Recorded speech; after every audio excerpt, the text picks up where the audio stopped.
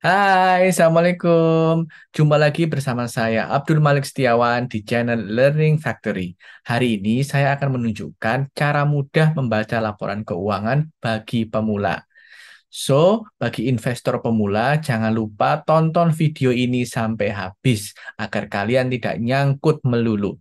Oke? Jangan lupa klik like dan subscribe video ini sebelum kalian melanjutkan melihat video ini. You only live once. Educate your life. Welcome to the Learning Factory by Abdul Malik Setiawan. Oke, jadi pertama-tama kita menuju ke web idx.co.id ya untuk mencari laporan keuangan dari perusahaan. Kita menuju ke tab perusahaan tercatat, lalu kita lihat laporan keuangan dan tahunan. Kita klik saja. Dan dia akan muncul berbagai macam laporan keuangan. Kita cari misalnya TSPC. Kita klik TSPC. Lalu kita ambil yang triwulan kedua ya, karena yang terakhir adalah triwulan kedua. Ternyata tidak ada. Oke, kalau gitu kita cari yang lain, misalnya UNTR. UNTR triwulan kedua juga tidak ada. Kita balik TSPC saja, triwulan pertama. Oke, nggak apa-apa, kita ini hanya contoh aja, mungkin belum diupdate ya ini ya. Nah, ini ada beberapa pilihan ya, kita cari laporan keuangan ya. Jadi ada dua, ada financial statement yang lebih ringkas, dan ada juga laporan keuangan yang tidak terlalu ringkas ya, atau lebih padat. Lalu kita klik sini. Nah, nanti kemudian kita download atau kita buka. Oke, jadi laporan keuangan itu sangat tebal ya, bisa sampai 80 halaman. Yang pertama kita lihat ini judulnya ya, judul, kita skip. Nah, bagian pertama yang paling penting adalah neraca. Neraca terdiri dari aset ya, dan liabilitas serta ekuitas ya. Yang ini bisa kita lihat di RTI, bisa juga kita lihat di di Stockbit juga bisa ya. Lalu bagian kedua adalah laporan laba rugi ya. Jadi yang bagian kedua ini laporan laba rugi. Nah, laporan laba rugi itu nanti memuat ini penjualan dan sebagainya sampai terakhirnya labanya berapa. Ya, di sini kita lihat ada laba per saham yang dapat diatribusikan kepada pemilik entitas induk ya. Ini 126, Q1 tahun 2023, Q1 tahun 2022 60 per lembar saham ini ya. Nanti akan saya jelaskan masing-masing.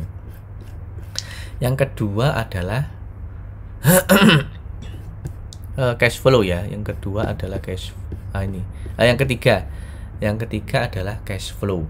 Jadi cash flow itu arus kas dari operasional, arus kas investasi, dan arus kas pendanaan ini ya. Oke. Nah, selanjutnya kalian akan lihat berbagai macam ketentuan-ketentuan ya, ketentuan yang mungkin tidak terlalu penting ya. Nah, di sini ada yang cukup penting ya, kalian bisa melihat entitas anak ya. Jadi kira-kira perusahaan anaknya dari emiten yang ingin kita baca itu ada berapa banyak. Nah, ini ya. Ini entitas anak. Oke, ya. Oke, langsung kemudian kita skip ke yang lebih detail. Jadi yang ini namanya catatan kaki ya, catatan kaki. Oke, jadi masih bagian 1 tadi, ini bagian 2. Bagian 2 ini panjang biasanya ya.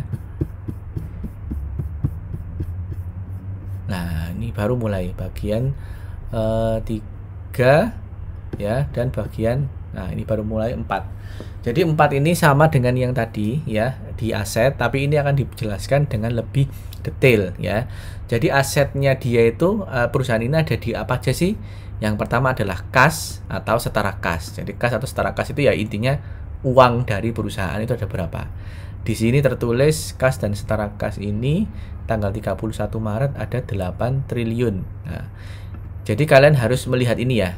Ini juga ada yang penting juga, jangan sampai keliru. Disajikan dalam rupiah kecuali dinyatakan lain. Ya, sorry ini bukan 8 triliun ya. Ini 8 miliar ya. Ini 8 miliar 800 juta. Ini kasnya. Jadi ibaratnya uang cash dari perusahaan. Ya, ini biasanya memang sedikit perusahaan ya. Terus di bawahnya ada uang kas juga yang disimpan di bank. Nah, kalau ini adalah uang kas ya, yang cash. Ini uang kas yang disimpan di pihak ketiga atau di bank dan lain-lain. Nah, ini bisa kalian baca. Yang ini jumlahnya sampai bawah. Kita lihat terus sampai bawah. Nah, ini subtotal 88 miliar ya. Tahun lalu separuhnya. Nah, itu tadi kas. Yang kedua adalah setara kas. Jadi setara kas itu ya sebenarnya uang, sama saja dengan uang, tapi tidak disimpan di dalam laci atau tidak disimpan di dalam tabungan seperti biasa, tapi disimpan di instrumen lain ya, seperti deposito. Ya, jadi ke deposito ini memang dipisahkan dengan yang kas setara kas, karena deposito kan tidak bisa dicairkan sewaktu-waktu ya. Nah, ini sampai 1 triliun ya. Jadi dia perusahaan ini memiliki sampai bawah masih ada sih. Masih ada dalam dolar dalam.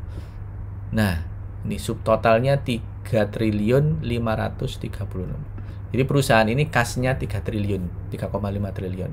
Ditambah yang lain-lain tadi 3,6 triliun. Nah, banyak kan? Oke, setelah kas baru piutang. Ya, piutang ini adalah semacam pemasukan ya, pemasukan oleh orang lain atau pihak dari klien ya, tapi belum dibayar. Jadi misalnya TSPJ ini menjual barang ke katakanlah distributor obat misalnya ya, tapi itu sudah dicatat di pemasukan, cuma uangnya belum ada, itu disebut piutang ya. Nah, ini totalnya piutang 1,4 ya. Ini tapi piutang di Q1 ya. Lalu ada jatuh tempo dari piutang tersebut. Jadi yang belum jatuh tempo ini 1 triliun, sisanya kurang lebih sekitar 400-an mungkin ya, hampir 400-an itu sudah jatuh tempo. Jadi artinya tidak sesuai dengan perjanjian misalnya. Jadi harusnya misalnya dibayar hari bulan Januari, tapi ini belum dibayar piutangnya. Ya, ini juga menunjukkan bagaimana kalau perusahaan terlalu banyak piutang ya, dan piutangnya terlalu banyak jatuh tempo ya, ini menunjukkan ada sesuatu yang patut dicurigai. Kenapa kok kliennya tidak bisa membayar ya. Nah, ini sebenarnya tidak banyak ya.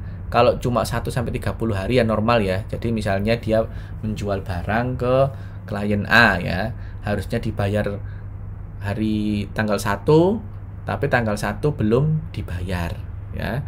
Nah, tapi sekarang masih tanggal 5 misalnya, itu kan masih 5 hari, jadi itu ini sekitar 300 juta. Ini tidak masalah ya, karena kenapa kok ini dicatat di sini ya, berarti memang ketika penulisan laporan keuangan ini selesai, yaitu tanggal Januari, Februari, Maret ya, Maret tanggal 31 mungkin ya, itu belum dibayar, tapi bisa jadi tanggal 3, tanggal 4-nya sudah terbayar dan sebagainya ya. Nah, yang agak lama ini sampai lebih dari 1 bulan, bahkan sampai lebih dari 3 bulan, ini ada segini, tapi nggak signifikan ya, cuma 30-45 miliar. Kalau yang seperti ini menandakan ya bisa jadi mungkin kliennya itu nggak bisa bayar atau sebagainya ya. Oke, terus aset keuangan lancar lainnya, jadi dia memiliki investasi ya, investasi jangka pendek, biasanya ya surat obligasi dan sebagainya ya, atau saham juga bisa.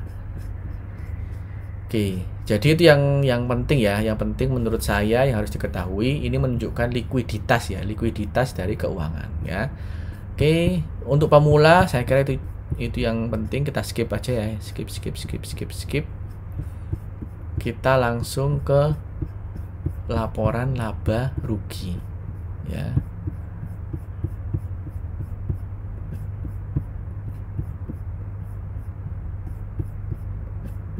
Oke, ya ini juga penting ya, hutang bank ya. Hutang bank ini juga penting sih. Oke, kita ke nomor 14, catatan kaki nomor 14. Nah, saat ini perseroan memiliki hutang bank. Ya, bedanya hutang bank dengan hutang yang lain adalah hutang bank ini hutang berbunga, ya. Tapi ini hutang jangka pendek, kurang lebih 1 triliun. Nah, dia tidak memiliki hutang jangka panjang, ya. Biasanya ya namanya hutang jangka pendek itu bunga yang harus dibayarkan tidak terlalu besar ya, karena kan dia mungkin nggak sampai 1 tahun sudah dilunasi. Beda sama hutang jangka panjang yang tiap tahun harus bayar bunga. Oke, nah yang berikutnya ini ada utang usaha. Jadi utang usaha ini bukan utang uang ya. Jadi misalnya dia sudah TSPC ini sudah menerima uang muka ya, uang muka, atau TSPC ini order bahan baku. Ini sepertinya bahan baku ya kebanyakan ya. Order bahan baku ke supplier, barangnya sudah dikirim tapi belum dibayar oleh TSPC ke supplier ini ya. Oke, itu kalau utang usaha biasa ya. Utang usaha tidak berbunga, beda dengan utang bank. Oke, utang pajak kita skip aja. Nah, yang berikutnya adalah ini, pendapatan ya. Ini nomor 23 ini kadang bisa langsung informasi segmen usaha, bisa juga pendapatan langsung ya. Jadi pendapatan ini apa sih, berapa besar pendapatan kotor dari emiten ini ya. Dan ini sudah di breakdown ke beberapa sektor atau subsektor di bisnis yang dia jalankan ya. Contoh ini farmasi, berarti dia Q1 sudah menjual sekitar 900 miliar ya, ini miliar kan. Terus kemudian dia juga menjual 900 miliar dalam konsumen ya, produk konsumen dan kosmetik. Nah, yang banyak ini 1,3 triliun ini jasa distribusi. Jasa distribusi ini dia memiliki anak usaha. Jadi TSPC ini memiliki beberapa anak usaha. Anak usaha produksi atau pabrik dan anak usaha distribusi. Jadi anak usaha pabrik ini ya, dia memproduksi sekitar 1,8 triliun ya. Kemudian dia jual ke distribusi. Nah, distribusi dia jual lagi ke retail atau pengecer dan sebagainya. Tapi kalau di total sekitar 3 triliun. Jadi ini menunjukkan bagaimana pendapatannya di berbagai sektor bisnis. Untuk emiten-emiten yang lain tentu akan berbeda. Misalnya pertambangan, ya nanti disebutkan, jual produksi emas berapa nilainya, produksi nikel berapa nilainya, produksi batu bara berapa nilainya. Itu yang harus kalian lihat. Dan itu dibandingkan dengan tahun sebelumnya, apakah meningkat atau menurun. Kalau ini kita lihat meningkat ya, 3,2 tahun ini, yang tahun lalu 2,9, berarti meningkat. Nah, itu pendapatan. Nah, kemudian ini penjualan juga sama, tapi ini dibedakan lokasi penjualan. Ini domestik mayoritas, sisanya luar negeri. Nah, selanjutnya adalah beban ya. Beban ini adalah biaya produksi yang harus dikeluarkan oleh si emiten ini. Disebut beban pokok penjualan ya. Jadi nanti penjualan kotor ini nanti akan dikurangi dengan beban ya. Jadi misalnya 3,2 triliun dikurangi 2,1 triliun. Nanti jadinya adalah laba kotor ya. Nah, setelah itu ada beban usaha. Jadi kalau beban usaha ini beda dengan beban produksi. Ibaratnya kalau beban produksi itu misalnya TSPC ini membuat obat ya. Kalau beban usaha ya bahan baku, listrik dan sebagainya. Dalam hal produksi. Kalau beban usaha ini beban yang dikeluarkan atau pengeluaran perusahaan dalam hal menjalankan perusahaannya, tapi bukan dalam hal memproduksi barang. Nah, seperti iklan, gaji karyawan, ATK dan sebagainya. Ada juga beban administrasi ya, kita hampir sama ya, penjualan nanti masuk dalam beban usaha ya. Beban usahanya ada 790 miliar, cukup tinggi ya. Jadi 790 miliar ditambah 2,1 berarti sekitar 2,9 lah ya. Ini akan mengurangi dari penjualan kotornya ya. Oke, sampai semuanya bla bla bla bla bla bla, nanti akan ketemu labanya ya. Nah, ini aset beda lagi. Jadi itu yang penting ya. Kalau menurut saya itu yang penting, yang lain-lainnya ya kalau untuk pemula tidak penting ya. Nah, yang saya jelaskan barusan ini itu sebenarnya sudah ada di rangkumannya di halaman bukan halaman pertama ya. Ini di exhibit C tadi ya. Nah, sudah ada di sini ya, sudah ada di sini. Yang ini memang nggak detail ya. Jadi tadi itu akan membahas ini catatan kaki ini ya, nomor 2, nomor 2P, 26, 2C, 27, 4, 6. Ini catatan kaki namanya ya. Tapi kalau kita pertama membaca ya kita cukup membaca ini dulu. Kalau misalnya ada yang tidak paham baru baca di bawah. Ya, jadi ini ya penjualan netonya 3 triliun dikurangi beban pokok penjualan tadi jadi 2 triliun. 2 triliun jadi 1,1. Ini disebut laba bruto atau laba kotor. Nah, terus kemudian laba kotor ini dikurangi laba usaha sekitar ini ya. Sorry. Jadi laba bruto yang 1 triliun ini dikurangi beban. Bebannya ada penjualan, umum administrasi, dan beban lain-lain. Yang tadi sekitar 7 atau 9 tadi akhirnya jadi 209 miliar. Nah, lalu ada penambahan dan lain-lain, penambahan pengurangan sehingga akhirnya muncullah laba sebelum pajak. Ya, jadi ini laba sebelum pajak ini 698 miliar. Nah, pajak penghasilan nanti diambil dari ini ya. Keluarlah ini 125 miliar untuk pajaknya. Nah, akhirnya maka laba neto periode berjalan ada 572 miliar ya. Nah, terus ada lain-lain, selisih kurs dan sebagainya ya. Sehingga total ini ya. 572 tadi ya, 572 ini ya. Jadi ini yang digunakan penghitung ya, ini nggak dimasukkan. Nah, 572 itu laba perusahaan beserta anak perusahaan. Namun yang dihitungkan ke pemegang saham ya, itu yang dapat diatribusikan pada pemilik entitas induk. Jadi ini ya, ada 568 miliar di Q1 TSPC, dan ketika dibagi jumlah saham yang beredar, saya tidak tahu, lupa berapa, hasilnya adalah 126 per lembar ya. Jadi dari labanya sendiri kita bisa lihat dibandingkan dengan tahun sebelumnya, Q1 tahun sebelumnya meningkat 2 kali lipat ya, 126 rupiah per lembar. Saat laporan ini dikeluarkan, kalau tidak salah harga sahamnya sekitar 1.500-an ya, 1.500 1.400. Berarti pernya berapa? 1.400 dibagi 126. Nah, tapi 126 kan hanya 1 kuartal kan. Jadi kita kali 4. Pernya kemarin sempat ke 3 ya, kalau annualize ya.